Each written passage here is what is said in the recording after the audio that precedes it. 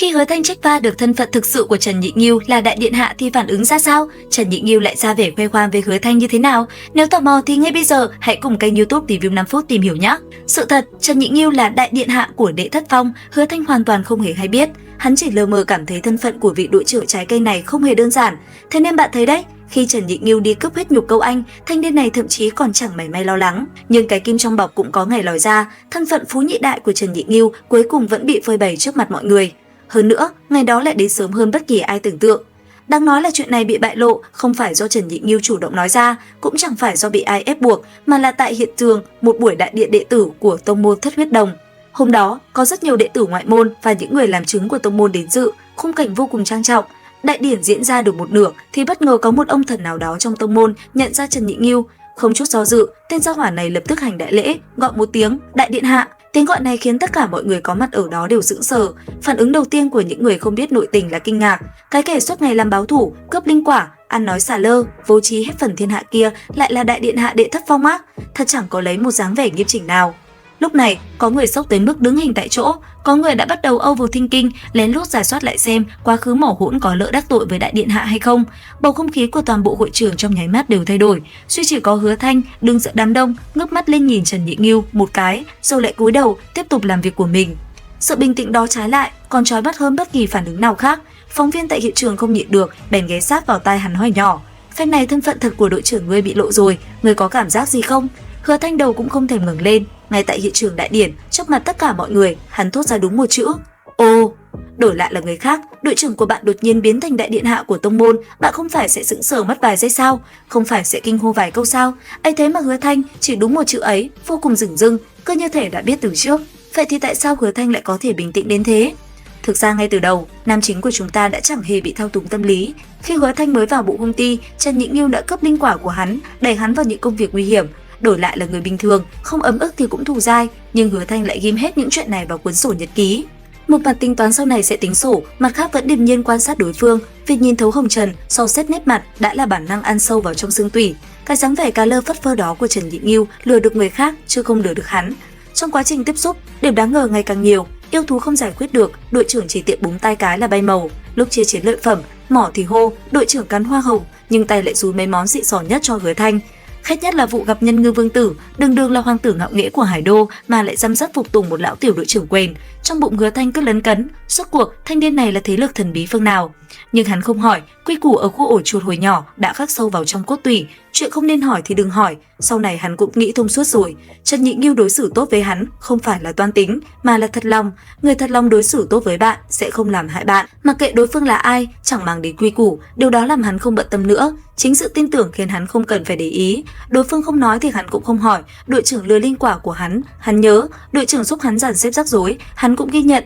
Hứa Thanh cứ thế bật mốt phối hợp tấu hài cùng Trần Nhị Nghiêu, tạo nên một tổ đội vô cùng mạnh, cơ mà mạnh ai nấy diễn. Lại nói về phía Trần Nhị Nghiêu, sau khi thân phận chủ tịch giả vờ và cái kép bị lộ thì anh chàng này đã là gì? Thật sự lại là một phen tấu hài đấy các bạn ạ. Khi ấy, đội trưởng lập tức thay một bộ đồ ố rề, lượn lờ trước cửa nhà Hứa Thanh như diễn fashion show. Vừa đi, thanh niên này vừa lắc cái nhẫn ngọc kêu lanh canh, cả người trói lóa flex đến hơi thở cuối cùng. Người ngoài cứ tưởng hắn ta một bước lên mây nên mới khoe khoang rầm rĩ đến thế. Nhưng những ai hiểu Trần Nhị Nghiêu đều rõ, hắn ta làm gì phải đang khoe khoang. Với tư cách là đại sư huynh Đệ Thất Phong, đệ tử đứng đầu của Thất gia, nắm giữ toàn bộ mạng lưới tình báo của Thất Huyết Đồng, có cảnh tượng nào mà chưa từng thấy qua? Đâu đến mức vì một cái thân phận mà kích động như trẻ trâu vậy. Hắn làm thế là đang đợi một câu trả lời. Hắn biết Hứa Thanh đã biết hắn là đại sư huynh rồi, hắn muốn xem Hứa Thanh liệu có còn giành linh quả với mình nữa không, có còn dám mỏ hỗn kiệm mình nữa không, hay là từ nay sẽ trở nên khách sáo, xa cách. Thế nên Trần Nhị Nghiêu cố ý ăn mặc bảnh trọe, cố tình đi lượn lờ, cố ý làm cho chiếc nhẫn kêu lanh canh, đợi Hứa Thanh mở miệng. Kết quả là Hứa Thanh ngước mắt liếc nhìn đội trưởng một cái, vẫn cái bộ dạng thản nhiên đó rồi thốt ra một chữ ô, sau đó quay đầu lại bảo thanh toán tiền linh thạch để anh giai. Khoảnh khắc này đây, Trần Nhị Nghiêu bề ngoài thì tỏ vẻ thằng đệ này quá báo, nhưng trong lòng chắc bẩm đang vui như mở cờ. Thằng nhóc này không hề thay đổi, vẫn là cái tên Hứa Thanh keo kiệt, bụng dạ đen tối, chỉ nhận tiền không nhận người đó.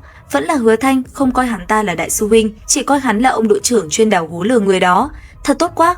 Thế nhưng, phát xử lý cồng kềnh mà đi vào lòng người chính là lúc bái sư. Tại đại điển, Hứa Thanh bưng trà đến trước mặt Trần Nhị Nghiêu. Theo quy củ, hắn phải gọi một tiếng đại sư huynh, tất cả mọi người đều đang đợi. Trần Nhị Nghiêu cũng ưỡn ngực làm dáng sẵn.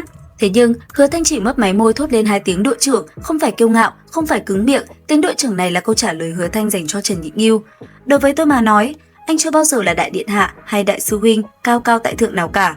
Từ đầu đến cuối, anh đều là ông đội trưởng báo thủ của tôi, trước đây sống với nhau thế nào thì sau này vẫn sẽ y như vậy. Đáng chửi thì chửi, nợ tiền thì tôi vẫn cứ đòi, thân phận và địa vị từ trước đến nay đều không quan trọng. Trần Nhị Nghiêu nghe phát hiểu luôn, ngoài miệng vừa mắng hắn, thật hỗn láo, không có quy củ, tay thì lại ngoan ngoãn đòi lấy chén trà. Lúc uống, khóe miệng còn lén lút cong lên, cứ như một kẻ ngốc vậy. Nhìn lại hành trình cọ sát của hai thanh niên này, mới thấy mối quan hệ của hai người khác xa với việc ma cụ bắt nạt ma mới. Một người che giấu thân phận đại điện hạ, một người che giấu bí mật của hoang cổ thánh thể. Cả hai đều đang giả vờ, đều đang diễn kịch, đều đang dò xét, thăm dò tới lui. Cuối cùng phát hiện đối phương thực sự đối xử tốt với mình. Thế là hai người hiểu ý mà không nói ra, tiếp tục diễn. Anh cứ đóng vai tiểu đội trưởng tùy hứng của anh, tôi cứ đóng vai tiểu đệ tử bình thường của tôi.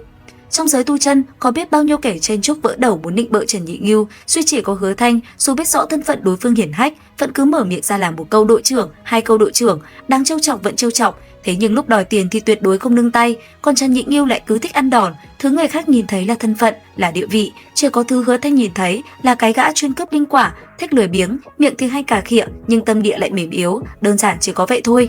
Tình bạn Diệu Kỳ chưa bao giờ là thấy bạn giàu thì bợ đỡ liếm gót, mà là biết bạn làm sếp, vẫn lôi ra làm trò cười như thường. Chúc các bạn cũng có một tình bạn như Hứa Thanh và Trần Nhị Nghiêu nhé. Video đến đây là hết, đừng quên like, share và subscribe kênh Review 5 phút để không bỏ lỡ những video tiếp theo nha. Bây giờ thì xin chào và hẹn gặp lại.